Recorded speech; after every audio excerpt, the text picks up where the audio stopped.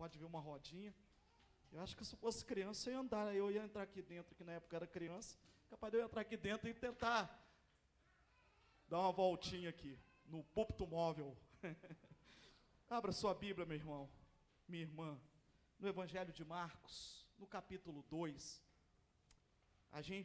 Há pouco tempo, a gente ouviu uma mensagem em cima desse texto, que muito edificou o nosso coração, e a mensagem estava focada naqueles homens. Essa aqui é aquela história daqueles homens que levam um paralítico à presença do Senhor. E a mensagem do pastor, na ocasião, era o nosso missionário Bebeto, quando esteve aqui, e ele focou na vida daqueles 4 homens. Hoje eu quero dar um foco, tirar o foco dos 4 homens e focar em Jesus aqui. Quero focar na pessoa de Jesus. A ideia aqui é a gente falar do Cristo dos Evangelhos. Coisas que a gente vê nesse texto, que a gente vai ver durante todo o Evangelho, tanto o Evangelho de Mateus, quanto o Evangelho de Marcos, quanto o Evangelho de Lucas e quanto o Evangelho de João. São características daquilo que acontecia por causa de Cristo. Essa é a nossa, nossa intenção aqui em meditar nesse texto, tá bom? Vamos colocar de pé para a gente ler esse texto, Marcos. Vai ser até o versículo 12, do 1 ao 12, diz assim a palavra de Deus: Dias depois entrou Jesus de novo em Cafarnaum, e logo correu que ele estava em casa. Muitos afluíam para ali, tantos que nem mesmo junto à porta eles achavam lugar, e anunciava-lhes a palavra. Alguns foram ter com ele, conduzindo um paralítico, levado por 4 homens. E não podendo aproximar-se dele, por causa da multidão, descobriram o eirado no ponto correspondente ao em que ele estava, e fazendo uma abertura, baixaram o leito em que jazia o doente. Vendo-lhes a fé, Jesus disse ao paralítico: Filho, os teus pecados estão perdoados. Mas alguns dos escribas estavam assentados ali e arrazoavam em seu coração: Por que fala ele deste modo? Isto é blasfêmia. Quem pode perdoar pecados senão um, que é Deus? E Jesus, percebendo logo por seu espírito que eles assim arrazoavam, disse-lhes: Por que arrazoais sobre estas coisas em vosso coração? Qual é mais fácil? Dizer ao paralítico: Estão perdoados os teus pecados? Ou dizer: Levanta-te, toma o teu leito e anda. Ora, para que saibais que o Filho do Homem tem sobre a terra autoridade para perdoar pecados, disse ao paralítico: Eu te mando, levanta-te, toma o teu leito e vai para a tua casa. Então ele se levantou e no mesmo instante, tomando o leito, retirou-se à vista de todos, a ponto de se admirarem todos e darem glória a Deus, dizendo: Jamais vimos coisas assim. Deus, obrigado pela tua palavra. Tua palavra é viva. A tua palavra penetra nos nossos corações. A tua palavra, Senhor, nos ensina quem tu és. E ao nos ensinar quem tu és, a tua palavra tem o poder de encher o nosso coração de fé, de esperança. A tua palavra tem o poder de renovar as nossas vidas, Pai. Obrigado pela tua palavra viva, Senhor, que nós, nessa noite, nós possamos ouvir a voz do teu Espírito, aquilo que o teu Espírito tem a dizer para nós, ao nosso coração, através da meditação nessa porção das Escrituras, Senhor. Que o Senhor nos dê uma clareza de entendimento, então ilumina a nossa mente. Que o Senhor nos dê um coração, Senhor Deus, um coração bom, como uma terra boa, onde a semente da palavra caia e gere frutos para a glória do Senhor, Pai. Faça isso conosco, Senhor. É o que nós te pedimos em nome de Jesus. Amém. Pode se assentar, meus amados. Esse texto que nós acabamos de ler, ele vai ressaltar algumas qualidades da pessoa do nosso Senhor Jesus, algumas virtudes de Cristo. E essas virtudes nós não vemos apenas nesse texto, como eu já falei logo no início. Nós vemos essas virtudes em Cristo em todo o Evangelho. todo o Evangelho revela essas virtudes que nós conseguimos destacar dessa porção, desses 12 versículos. E a primeira virtude aqui, e o tema da minha mensagem é o Cristo dos Evangelhos. O Cristo dos Evangelhos, não é o Cristo só dessa porção do Evangelho, mas o Cristo de todo o Evangelho. Esse é o tema da minha mensagem. E a primeira coisa que eu vejo nesse texto, a primeira revelação do Cristo dos Evangelhos, para mim, é que Cristo, Ele atrai. Ele atrai. Você pode ver que em todos os evangelhos você vai ver Jesus estando no lugar e a multidão indo até Ele. Ele atrai a multidão. Ele atrai as pessoas, louvado seja Deus por isso, porque entre essa multidão tinha um garotinho de 19 anos, que se chama Leandro Cobb, hoje é um pastor de 49 anos, pregando o Evangelho, porque Jesus o atraiu. Jesus continua atraindo muitos aos seus pés. Jesus continua atraindo muito a tua presença. Nesse exato momento, muitos estão sendo atraídos à presença do Senhor. Quem sabe alguém aqui dentro, que não foi atraindo ainda, está sendo nesse exato momento atraído à presença do Senhor Jesus, porque Ele atrai as multidões, Ele atrai as pessoas que iriam estar com Ele. Então a primeira coisa que eu vejo no Cristo do Evangelho, é que as pessoas, durante todo o ministério terreno do Senhor Jesus, as pessoas iam até Ele. Jesus sempre atraiu multidões. É verdade.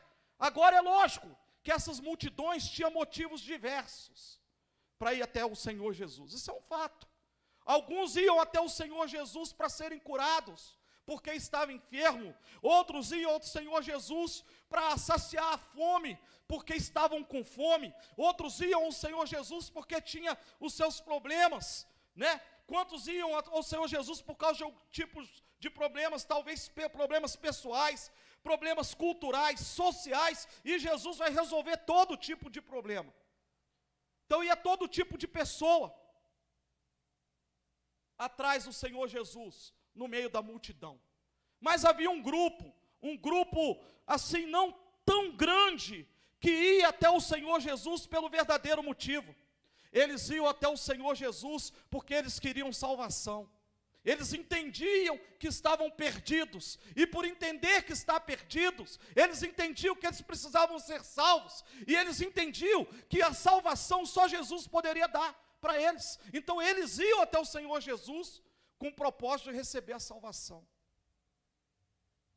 Era um grupo, não muito grande, mas esse grupo estava também entre essa multidão, aqueles que iam até o Senhor Jesus para receber receber salvação. Porque Jesus atraía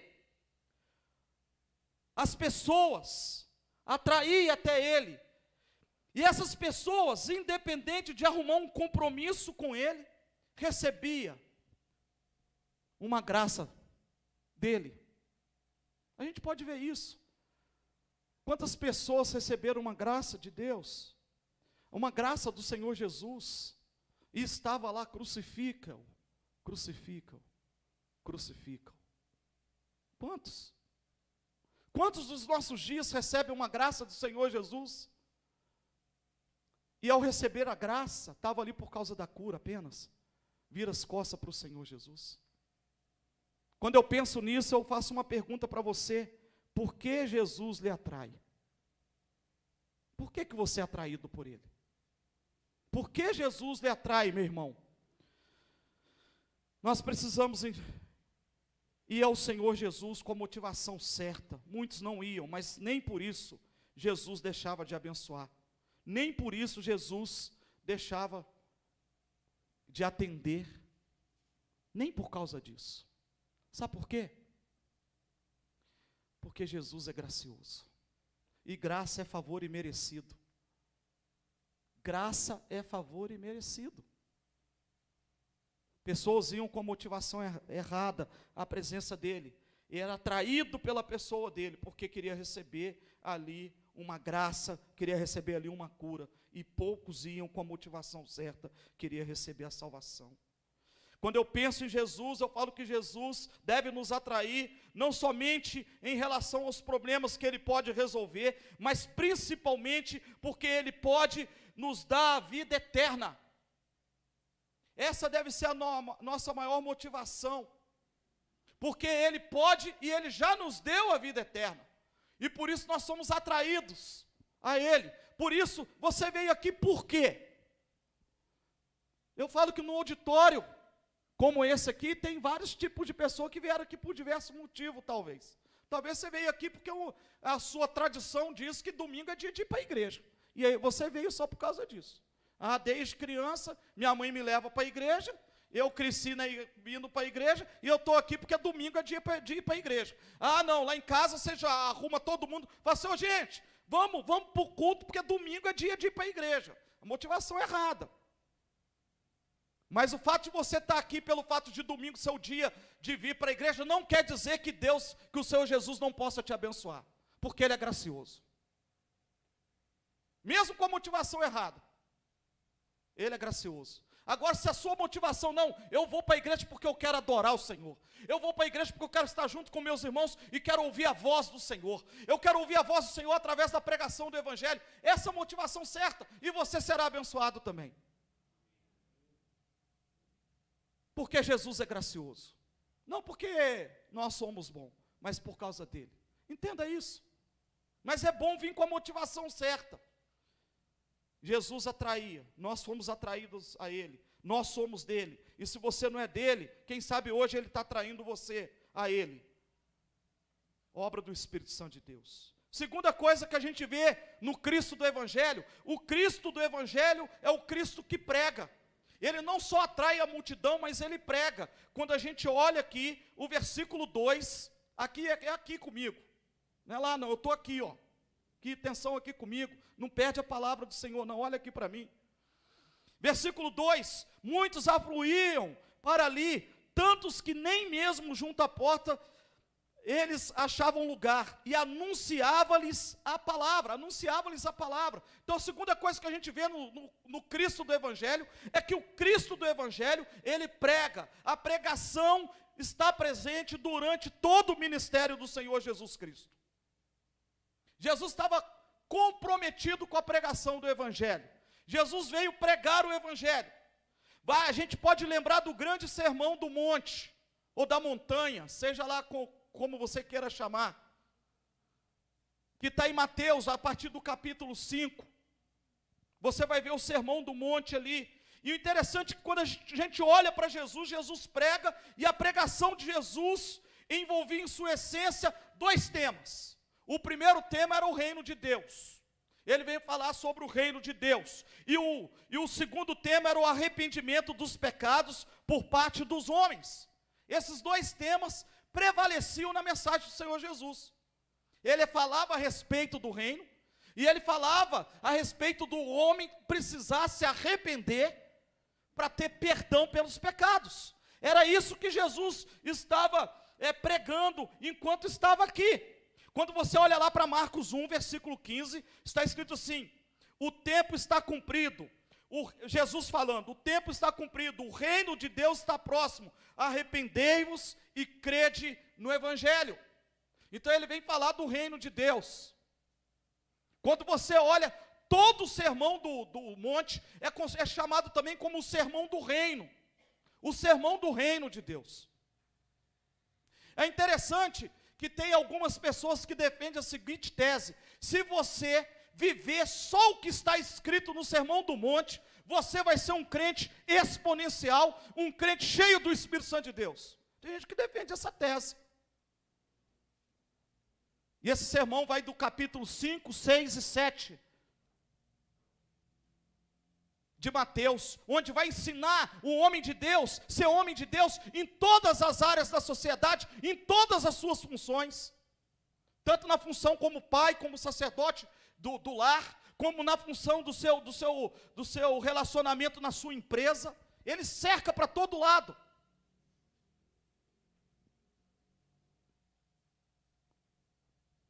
Sermão do Monte.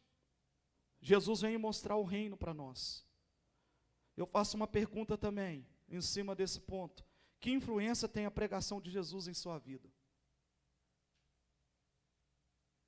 Influencia, muda a sua vida? Que tipo de pregação você tem escutado? É a mesma que Jesus fazia aos seus primeiros discípulos e aos ouvintes dele. É esse tipo de pregação que você tem escutado? E que tipo de sermão você tem pregado? Você tem pregado aquilo que Jesus pregou? Aquilo que está na Bíblia? Aquilo que está na palavra de Deus? Só para a gente refletir um pouco sobre isso. Jesus pregava sobre o reino e a necessidade do arrependimento para o perdão dos pecados. Então, o Cristo do Evangelho era alguém que pregava. Alguém que pregava. O Cristo dos Evangelhos é o Cristo também, o versículo 5 vai mostrar para nós que o Cristo dos Evangelhos é o Cristo que perdoa. Versículo 5 diz: vendo-lhes a fé, Jesus disse ao paralítico: filho, os teus pecados estão perdoados. Interessante que a doença maior e mais difícil de ser curada é o pecado. Então ele começou com grande, que é perdoando o pecado. Jesus já começa já com um grande problema daquele homem. E é por aí que Jesus começou. E apesar daquele homem ter a necessidade de cura física, a sua necessidade maior era de uma cura espiritual. A Bíblia deixa isso bem claro. Fala que se o teu olho te faz pecar, arranca o olho. É melhor você chegar cego no céu, né, de um olho, do que ser condenado, não ir para o céu com os dois olhos, ou seja, ir para o inferno com os dois olhos. Pronto. Então é isso. Então a maior necessidade do ser humano não é a cura física, mas é sim a cura espiritual, porque a física, ela pode te trazer um bem-estar por pouco tempo, mas quando você tem a cura espiritual, ela te lança para a eternidade. Quando os seus pecados são perdoados, quando você crê no Senhor Jesus, você se apropria da vida eterna. E é isso que Jesus quer fazer para aquele homem. Jesus vai perdoar os pecados daquele homem, apesar da sua necessidade de cura física, apesar da doença do pecado ser aparentemente incurável. Isso não é verdade, porque Jesus cura o pecado. Melhor, é o único que cura o pecado.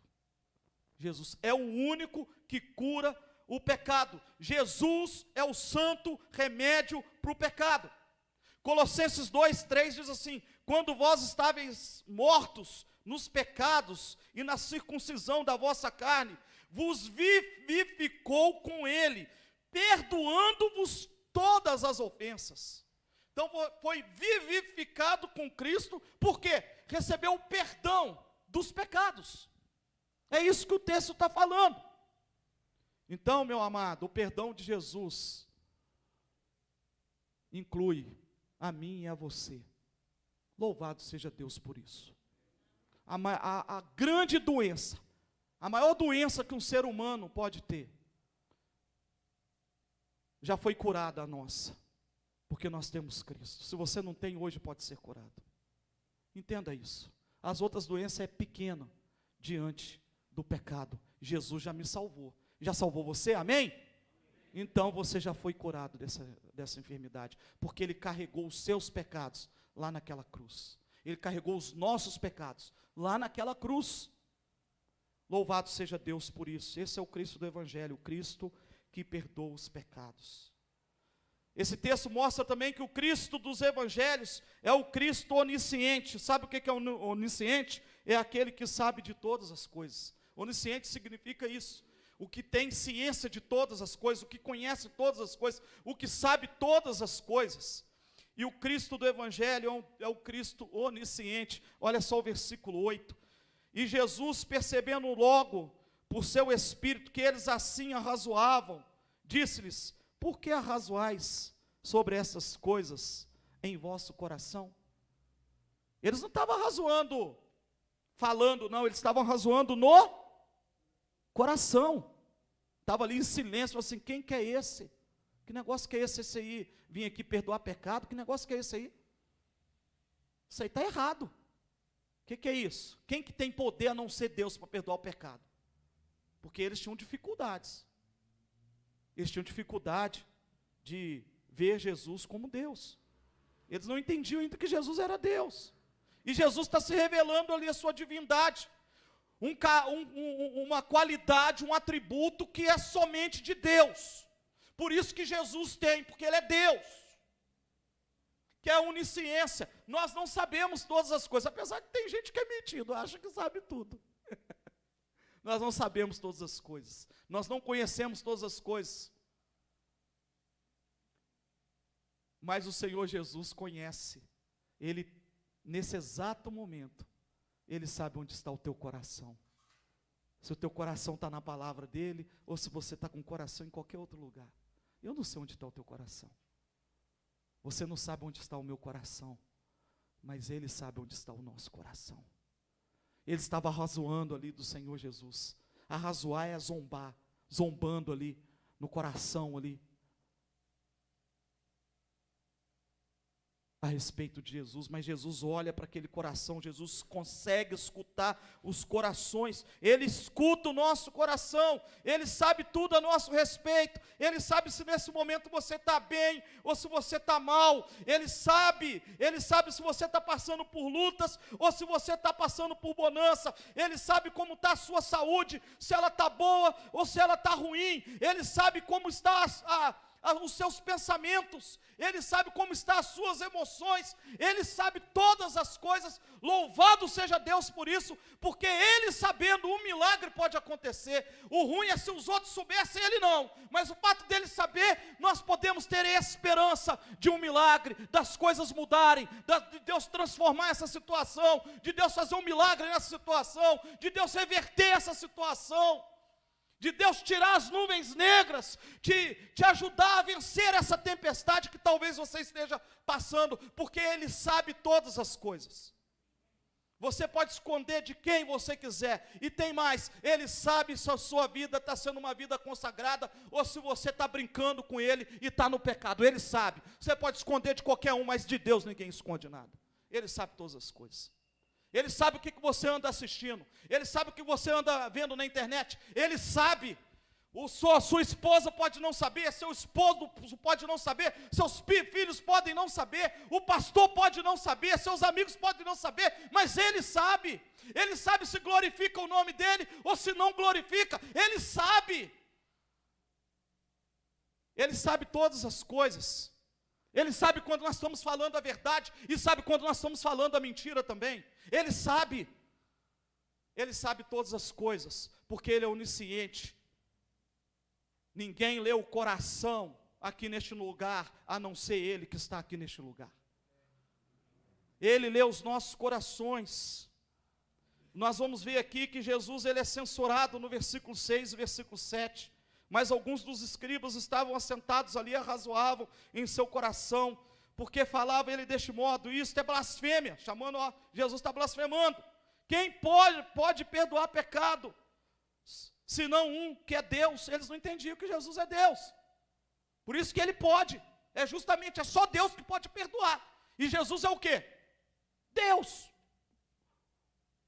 Mas eles não viam Jesus como Deus.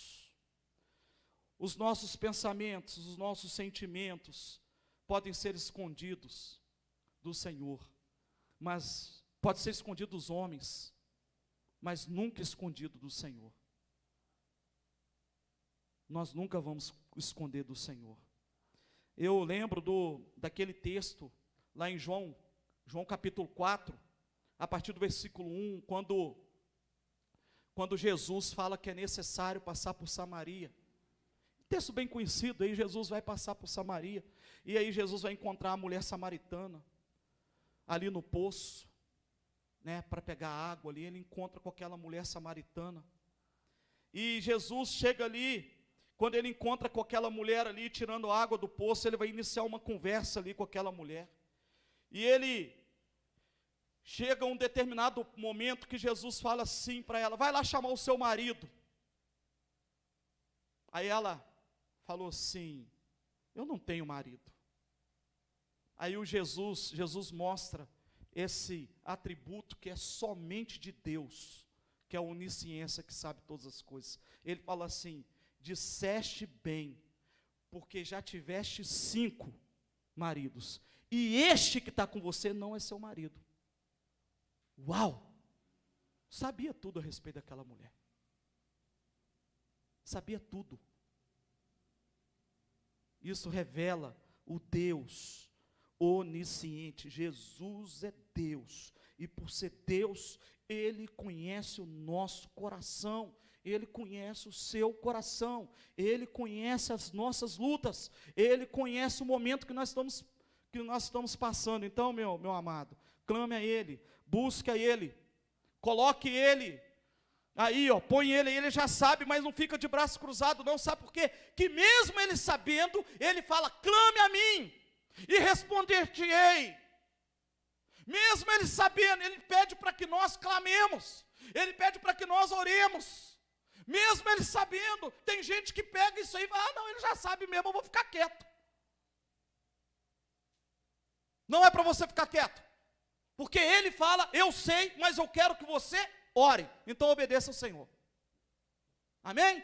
Obedeça ao Senhor, clama ao Senhor, coloque diante do Senhor. Quinta coisa sobre Jesus, que está em todos os evangelhos. Todas essas características que eu estou falando aqui, eu estou tirando desse texto, mas você vai ver Jesus em todos os evangelhos, revelando a sua onisciência. Em todos os evangelhos você vai ver que o Cristo do evangelho é o Cristo que cura. Todo o evangelho, todos os 4 evangelhos, você vai ver Jesus curando. Todos os 4. Todos os 4 evangelhos você vai ver Jesus sendo onisciente, conhecedor, detentor de todo conhecimento, conhecedor de todas as coisas. Versículo 11 e 12. Eu te mando, levanta-te, toma o teu leito e vai para a tua casa. Então ele se levantou e no mesmo instante, tomando o leito, retirou-se à vista de todos, a ponto de se admirarem todos e darem glória a Deus, dizendo: jamais vimos coisas assim. É muito interessante esse texto aqui, porque esse texto, esse versículo 12 traz uma revelação para mim. Eu vou falar nela aqui, discorrendo aqui o meu argumento. Cristo dos evangelhos, que é o Cristo que cura. Jesus, ele fica ali nas palavras de perdão, aquele homem recebe perdão, mas através da palavra ele vai demonstrar o seu poder através da cura. Agora ele dá a palavra de perdão para mostrar que aquele homem realmente foi perdoado. Ele traz a cura, porque o perdão no coração a gente não vê. Se ele falasse para aquele paralítico: está perdoado os seus pecados, a maior doença dele era essa, e ele ia sair paralítico. E aí muitos iam ficar em dúvida: será que perdoou mesmo? Será que perdoou mesmo? Então, para demonstrar o poder dele, o poder de perdoar, ele vem e manifesta o poder da cura, para não ter dúvida que aquele que falou que perdoados estão os seus pecados, os pecados estão perdoados mesmo, para não ter dúvida. E aí Jesus vai e cura esse homem, e Jesus tira esse homem da situação dele. Jesus, ele detém o poder para curar toda e qualquer tipo de enfermidade, todo e qualquer tipo de males, doenças, em qualquer ser humano. Jesus tem poder para isso. A gente vai olhar nos evangelhos quantas curas: cura de gente leprosa, cura de gente com cego, cura de paralítico, cura de tanto tipo de enfermidades. Ele tem poder para curar, ele detém todo o poder para curar. E a gente vai ver isso, muita gente recebendo cura, na palavra de Deus. Eu me lembro lá de Marcos 1, quando Jesus ele vai para a casa da sogra de Pedro, ele cura a sogra de Pedro, e aí diz que ele estava lá na casa deles, de Pedro lá, estava na casa de Pedro, e diz que ao cair da tarde, muitos enfermos e endemoniados, muitos, foram até aquela casa, e ali muita gente foi curada, muita gente foi salva, muita gente foi liberta. Deixa eu fazer uma pergunta para você. Como que é a sua casa?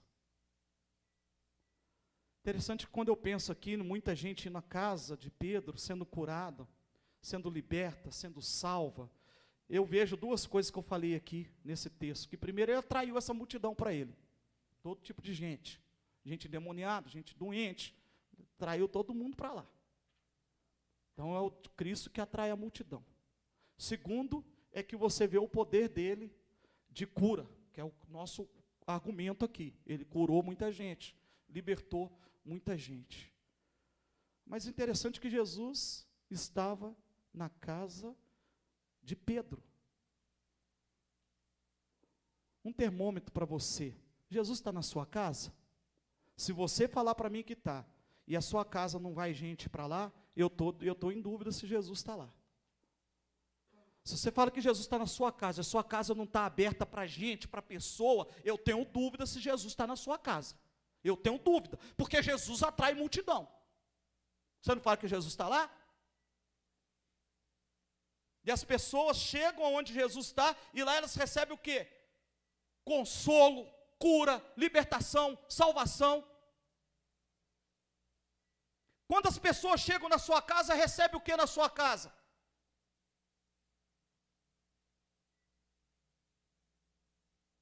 O que as pessoas estão recebendo na sua casa? Se não for essas coisas, Jesus está lá? Para a gente pensar. Jesus está lá? Esse texto aqui, Jesus estava na casa, que nós lemos aqui, no capítulo 2. Jesus estava na casa. Jesus antes estava na casa da sogra de Pedro, a partir do versículo 29 do capítulo 1. Jesus sempre está na casa. E a casa que tem Jesus sempre vai ter gente.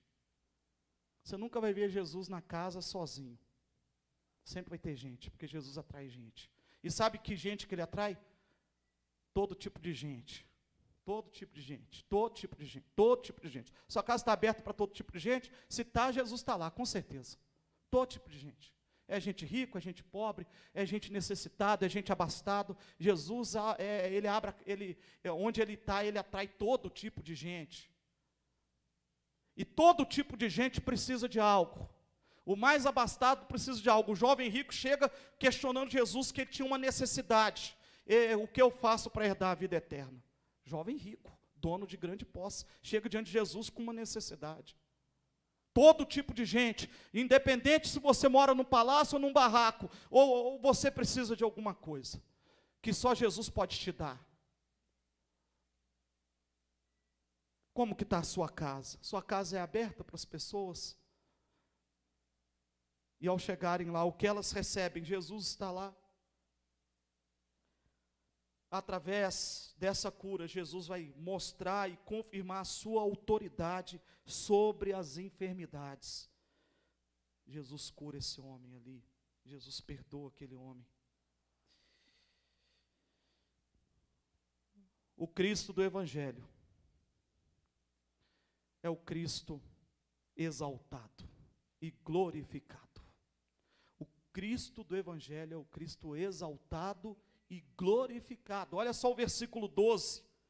Então se levantou e no mesmo instante, tomando o leito, retirou-se à vista de todos, a ponto de se admirarem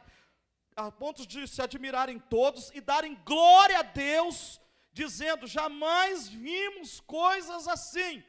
O interessante nesse texto aqui, esse texto aqui é maravilhoso, porque eu consigo entender nesse texto, que aqueles que arrazoavam do Senhor, aqueles que diziam que aquilo que Jesus estava fazendo era blasfêmia, no final eles vão glorificar a Deus, porque o texto diz que todos é todos, não é alguns. Você não concorda comigo? Então aqueles homens que arrazoavam, depois de ver o poder de cura, depois de ver a autoridade do Senhor Jesus, eles que estavam arrazoando, agora eles começam a fazer o quê? A glorificar Jesus. Isso fica claro aqui no texto, porque diz que todos glorificavam o Senhor. Então, Ninguém resiste ao poder de Jesus sem glorificar a Jesus. Não adianta. Você vai ver várias vezes Jesus no Evangelho, e Ele várias vezes sendo glorificado, várias vezes dando glória a Ele. Várias vezes. Quando não era Ele, era o Pai, porque Ele diz, quem vê a mim, vê o Pai. Ele falava isso. Eu e o Pai somos um. Então se glorifica o Pai, glorifica Ele. Se glorifica Ele, glorifica, porque os dois são um. Pronto. Glorificavam a Deus, eles glorificavam. Apesar de Jesus ter sido exaltado somente após a cura, nós devemos ter em mente que Ele deve ser exaltado em todo o tempo. Todo o tempo nós devemos exaltar o Senhor. Todo o tempo nós devemos glorificar a Jesus. Todo o tempo nós devemos adorar o Senhor. Ele deve ser glorificado, até porque essa é a razão dele ter nos salvado. Ele nos salvou para a glória dele. Ele nos salvou para que nós glorificássemos o nome dele e usufruirmos da presença dele, gozarmos da presença dele, nos deleitarmos da presença dele. Foi para isso que ele nos salvou. Então por isso que nós devemos glorificar o Senhor, desde a hora que nós acordamos até a hora que nós vamos dormir, nós devemos glorificar o Senhor. Por isso que o meu culto não começa no domingo, mas ele começa todos os dias a hora que eu acordo, e no domingo eu cultuo o Senhor junto com vocês, por um determinado tempo. Mas o culto nosso começa todo dia que nós acordamos. Nós temos um culto pessoal ao nosso Deus, porque nós nascemos para glorificar a Deus. Quando nós agimos segundo a palavra de Deus, lá na nossa profissão, o nome do Senhor está sendo glorificado. Quando nós agimos segundo a palavra de Deus com os nossos vizinhos, o nome do Senhor está sendo glorificado. Quando nós agimos segundo a palavra de Deus com a nossa esposa, o nome do Senhor está sendo glorificado. Quando nós agimos segundo a palavra de Deus com os nossos filhos, o nome do Senhor está sendo glorificado. Todas as vezes que nós obedecemos a palavra de Deus, o nome do Senhor é glorificado. Amém, meu irmão? O nome do Senhor é glorificado. Por isso que o culto nosso não é um tempo, o meu culto ao Senhor não é um tempo aqui de 2 horas de manhã, 1h30 de manhã e 1h30 à noite, não. Esse tempo é junto com vocês, mas o meu culto pessoal, e o nosso culto pessoal é todos os dias, e o nosso culto acontece em todos os lugares. Desde a hora que nós estamos em casa, com a nossa família, até o momento que nós estamos com os nossos amigos de trabalho, nós honramos e glorificamos o nome do Senhor com a nossa vida. Esse culto é um culto agradável ao Senhor. Quero terminar aqui, fazendo algumas perguntas. Quem é Cristo para você? Quem é Cristo para você? Apenas o Cristo que atrai as multidões? Como nós vimos aqui, é um Cristo que atrai. Ele é apenas isso. Ele é apenas o Cristo que prega. Ele é apenas o Cristo que cura. Ele é apenas o Cristo que sabe todas as coisas, porque Ele é onisciente. Quem é Cristo para você? O Cristo do Evangelho é quem para você? Ou Cristo é o Senhor, o seu dono, aquele que perdoa os nossos pecados, aquele que nos salva, mediante a nossa fé nele, aquele que nós glorificamos, aquele que é a nossa própria vida. Quem é o Cristo para você? Para você talvez, para muitos pode ser aquele que atrai, para muitos pode ser apenas aquele que prega, para muitos pode ser apenas aquele com quem eu vou encontrar cura. Para muitos pode ser apenas aquele Deus que sabe todas as coisas.